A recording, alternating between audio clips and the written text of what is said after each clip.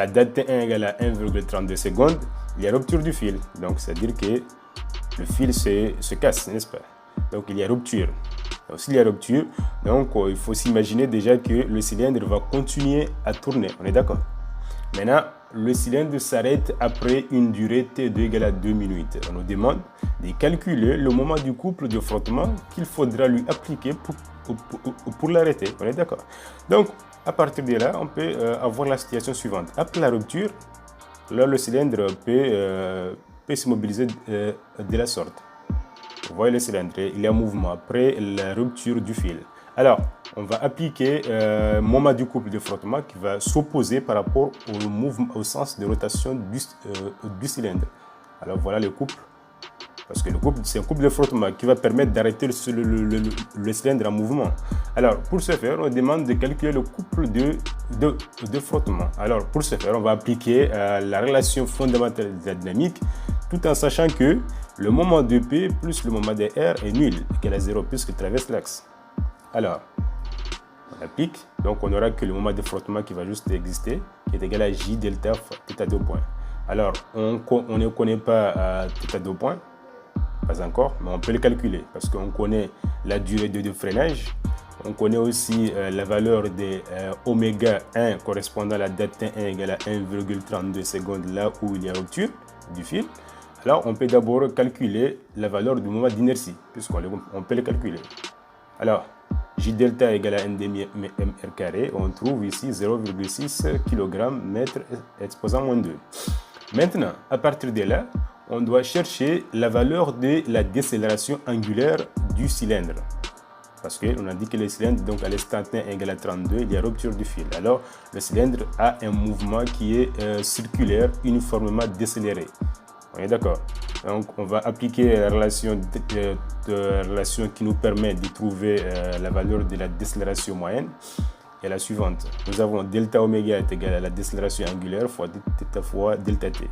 Donc, on sait qu'à la date T2 égale à 2 minutes, à cette date-là, la valeur de oméga 2 est nulle puisque c'est à l'instant d'arrêt. On est d'accord? Donc, oméga 2 égale à 0.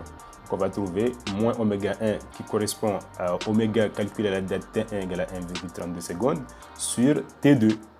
Et à partir de là, on connaît oméga 1, on connaît T2 correspondant à 2 minutes. Donc on peut calculer la décélération angulaire de la phase de freinage.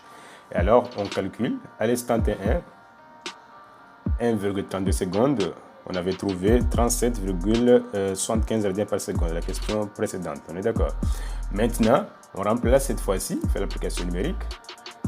Maintenant, on a oméga 1 qui est cette valeur-là. Maintenant, T2 qui est de 2 minutes. Alors, il faut convertir 2 minutes en secondes. Donc, c'est 2 minutes fois 60 secondes qui nous donne ici moins 0,31 radians par seconde. Vous voyez très bien que nous avons une décélération angulaire puisque θ2 point est inférieur à 0. On y est. Maintenant, à partir, on connaît θ2, on connaît J delta, on connaît θ2 point. Maintenant, on peut calculer la valeur, le moment du couple de frottement en appliquant la relation qu'on a déjà établie en haut.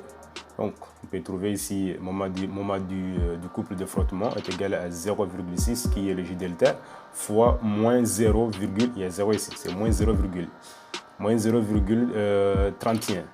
Donc, on trouve la réponse moins 0,186 Nm. Ici, il y a un virgule, je l'ai oublié. Alors, question suivante. Déterminer les lois horaires θ dt et θ point dt du cylindre pendant la phase de freinage. Alors, ici, il faut savoir que nous, on s'intéresse à la phase de freinage en question.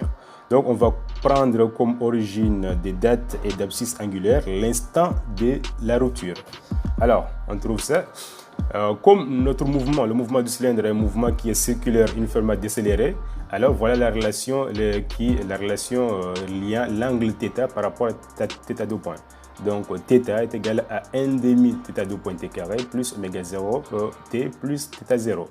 Alors, en prenant comme origine des dates et d'abscisse angulaire la date où il y a eu rupture du câble, qu'est-ce qu'on va voir? On peut trouver ceci. à la date T1 est égal à 1,32, c'est à cette date-là où il y a eu rupture du fil. Alors, on va prendre θ0 puisque c'est l'origine, θ0 égale à 0. Et aussi, oméga 0 va correspondre à la valeur de la vitesse angulaire calculée à la date T1 égale à 1,32 secondes. Maintenant, on va trouver la relation suivante. On sait que θ0 égale à 0, alors on trouve θ dt est égal à 1 demi θ2 point t carré plus oméga 1 t. Alors, à partir de là, on peut en déduire la loi horaire de θ point en dérivant θ par rapport au temps. On trouve, ce que vous dérivez sera 2 fois 2 sur 2, ça va donner θ2.2. Oméga 1, la dérivée de oméga 1t, ça me donne oméga 1. Donc, voilà la réponse. Après, on sait que θ2 point, on avait trouvé moins 0,31 radians par seconde exposé à moins 2. Et oméga 1, on avait trouvé 37,75 radians par seconde.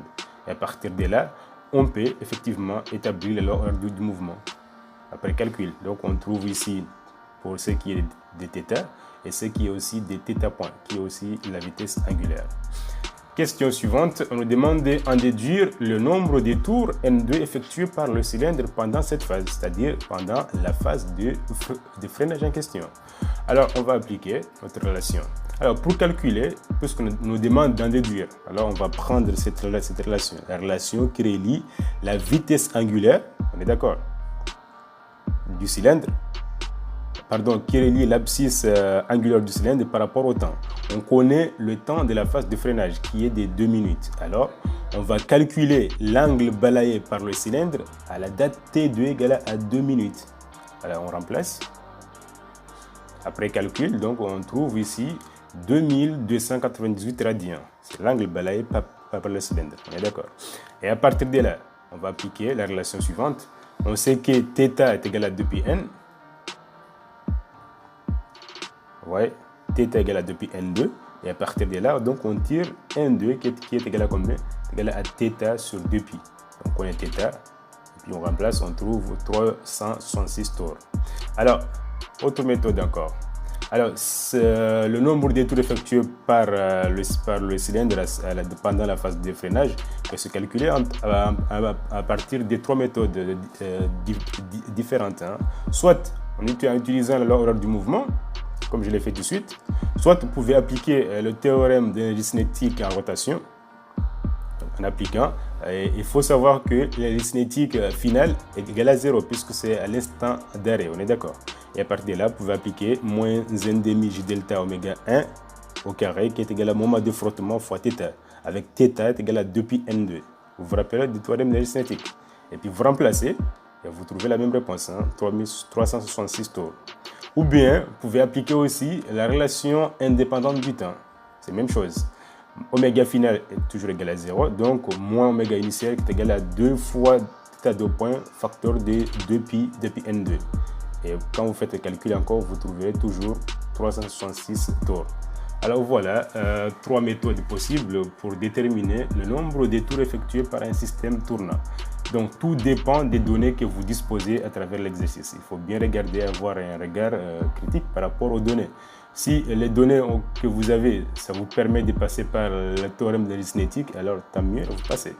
Si les données que vous avez, donc, ça vous permet de passer à utiliser une relation indépendante du temps, tant mieux, vous passez. Mais si les données que vous avez, c'est juste la durée, vous pouvez passer effectivement par la loi du mouvement, comme je l'ai fait tout de suite ici. Donc, on avait trouvé, vous voyez très bien qu'à travers les 3 méthodes, la réponse reste toujours 366 tours. Voilà, question suivante. Maintenant, on nous demande de tracer les diagrammes des vitesses angulaires oméga t et de l'accélération angulaire θ2 point. Alors, pour ce qui est de l'accélération angulaire, alors pour ce faire d'abord, on va d'abord tracer un repère orthonormé. Donc, on va prendre l'abscisse, le temps, doit exprimé en secondes, et puis l'ordonnée, ça sera oméga exprimé en radians par seconde. On est d'accord? Maintenant, la valeur le cylindre était en train de tourner en mouvement à la date 0 jusqu'à 1,2. 1,0 jusqu'à 1,32, nous avons un mouvement qui est circulaire uniformément accéléré, la vitesse croît, on est d'accord, jusqu'à 37,57 radians par seconde. Parce qu'on a vu dans les calculs précédents qu'à l'instant t égale à 1,32 secondes, la vitesse de rotation était de 37,75 radians par seconde. Alors, à partir de là, il y a eu rupture du fil. Alors, c'est-à-dire que le cylindre va avoir un mouvement décéléré parce qu'on a appliqué un couple de frottement